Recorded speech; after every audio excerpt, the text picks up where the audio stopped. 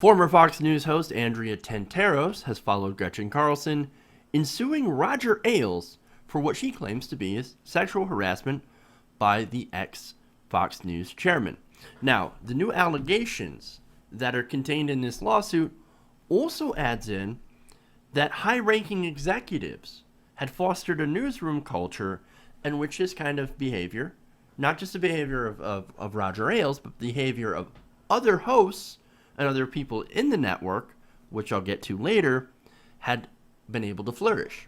Now, the suit read, quote, and I love this, Fox News masquerades as defender of traditional family values, but behind the scenes, it operates like a sex-fueled Playboy Mansion-like cult steeped in intimidation, indecency, and misogyny. Oh, damn. That's harsh. Now, what have opponents of Fox News been saying all along? Oh, right, the same kinds of things. Basically, this isn't a news agency, it never was, and apparently now we know exactly what it was. Seems like people who are critical of Fox News, kind of right. Just saying. Now, the suit names Ailes as the primary culprit, but also alleges that his actions were condoned by his most senior lieutenants who engaged in a concerted effort to silence Andrea Tantaros by threats, humiliation, and retaliation. Now, according to the Huffington Post, Tantaros' suit is the second leveled against Ailes, but the first to name Fox News itself and several current executives and co-defendants. Recently promoted co-president Bill Shine, who took over for Ailes, General Counsel Diane Brondi, Media Relations Chief Irina Briganti, and Executive Vice President Suzanne Scott, all named in this suit. Now, Tantaros actually leveled these accusations against Roger Ailes a couple of weeks ago in an interview with the New York Magazine. Now, she's since expanded on her claims in the suit filed Monday in New York, detailing what she believes to be internal payback for basically turning Ailes down. I mean, you know the stories, right? We've had 20 plus women that have said the same thing, right? Roger Ailes will take you into his office. He'll proposition you. If you turn him down, you either don't get a job or you get chased out of the entire industry. It's, what is it? If you want to play with the big boys, you have to lay with the big boys. Not only that, but there were other allegations of Roger Ailes basically chasing women around with his junk out.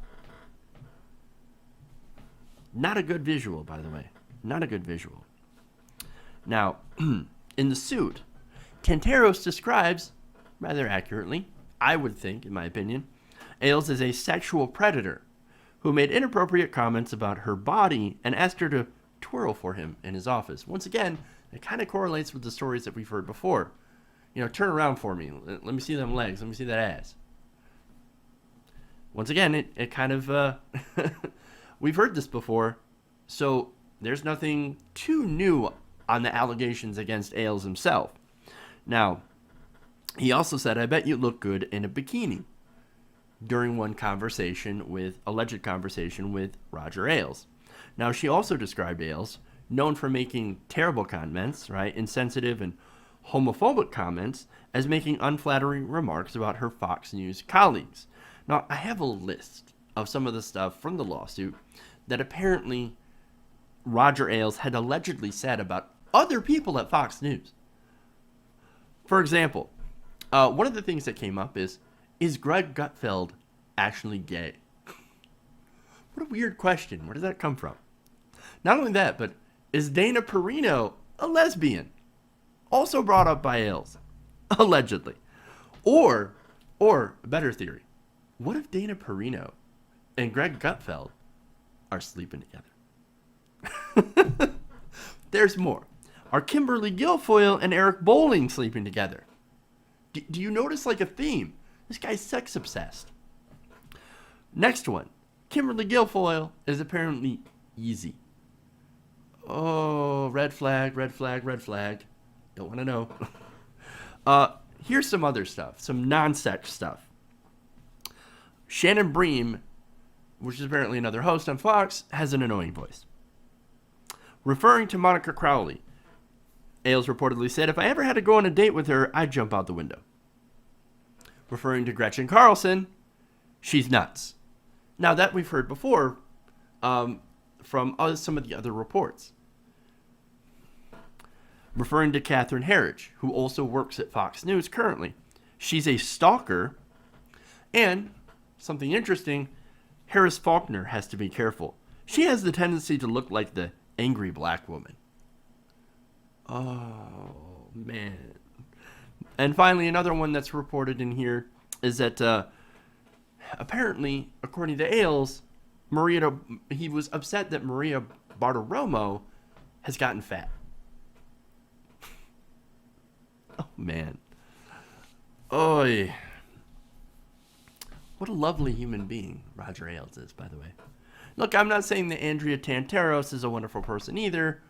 She's not. She has some hideous views, right? And has said some hideous things, but holy crap, right? Holy crap. That is some office gossip right there. Now, on to what Tantaros claims was retaliation.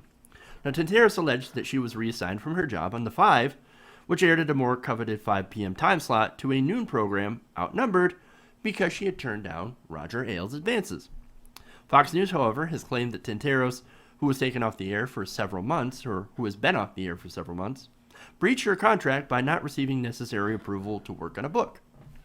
In the suit, Tantaros claims that Fox News' public relations department had leaked unflattering information about her, didn't adequately promote her, refused legitimate media requests, and used quote-unquote sock puppet social media accounts to post or direct negative comments about her.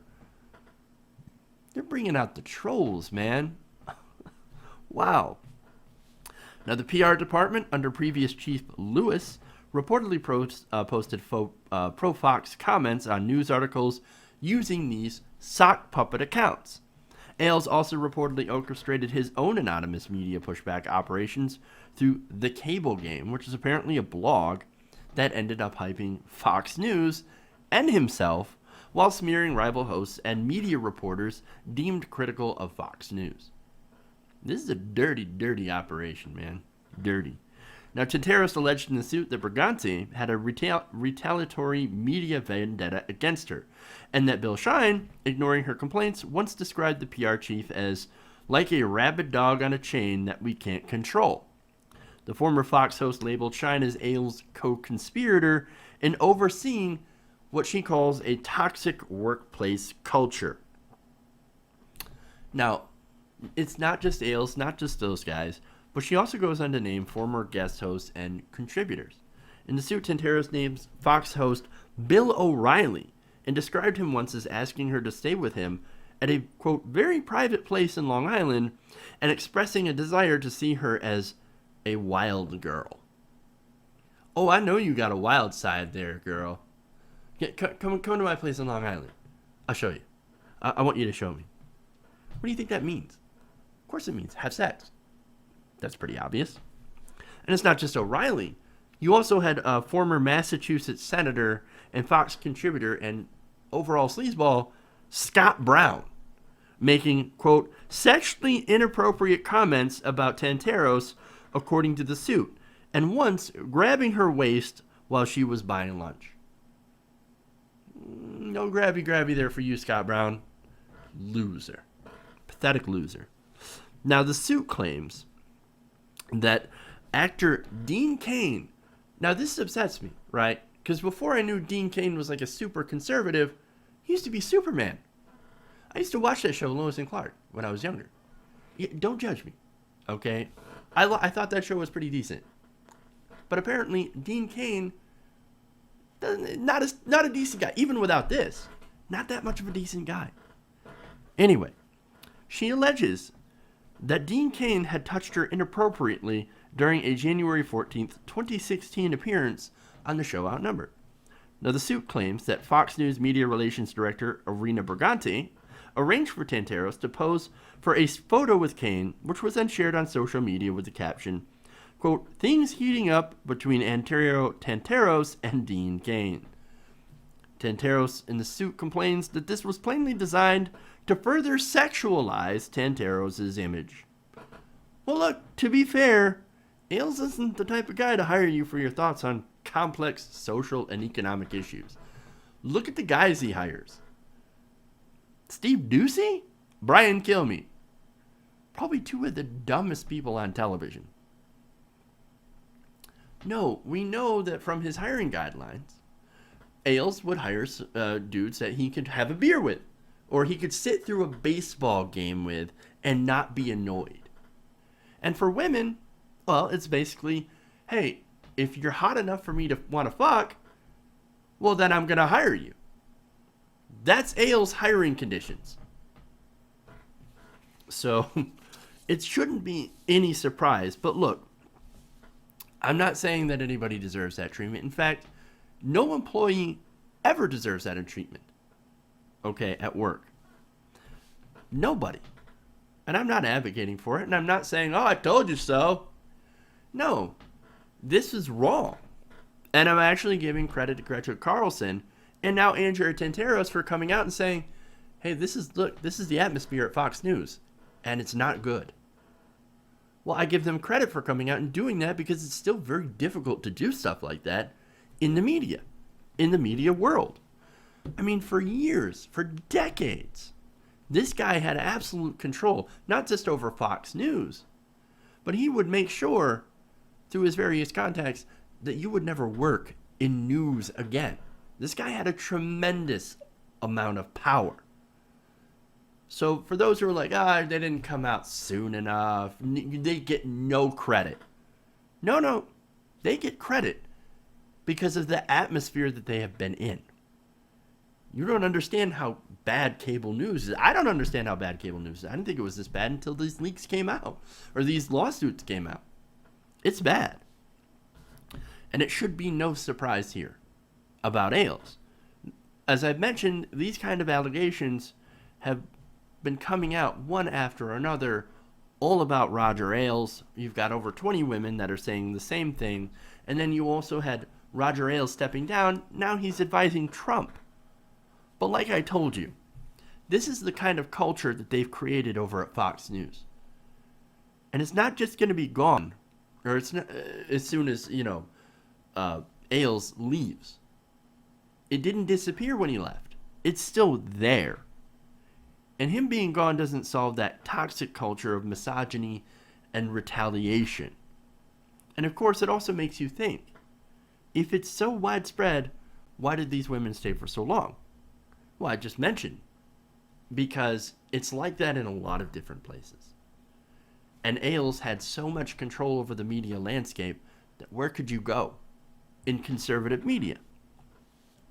And the other question is, what did they agree to in order to get the door in the first place? Now, those are some very unpleasant thoughts, to say the least. But when it comes down to it, Ailes may have been the beginning of this, but he certainly isn't going to be the end. And we'll see how much more damage this does to Fox News, if any, as a whole, as more comes out about these lawsuits and as they work their ways through court. But I'll tell you guys, in my opinion, I think this is going to get uglier. And it's not a stretch to think that there will be more people, more of a shakeup at Fox News in the coming days, in the coming months, as this whole thing unfolds. Hey everybody, if you like this video, then please like this video and share. And if you want to see more like this, then please hit that subscribe button below.